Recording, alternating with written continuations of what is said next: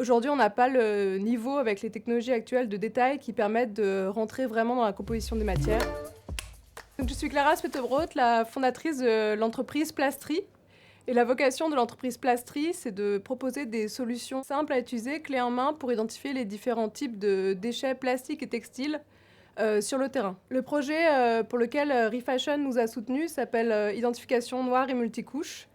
Et l'objet, c'est de venir lever des freins qu'on a rencontrés sur site en utilisant nos technologies de spectrométrie proche infrarouge. Le premier grand défi, ça va être la présence de matières qui contiennent du noir de carbone. Donc le noir de carbone absorbe tellement qu'elle ne permet pas de faire une identification optique avec les technologies actuelles.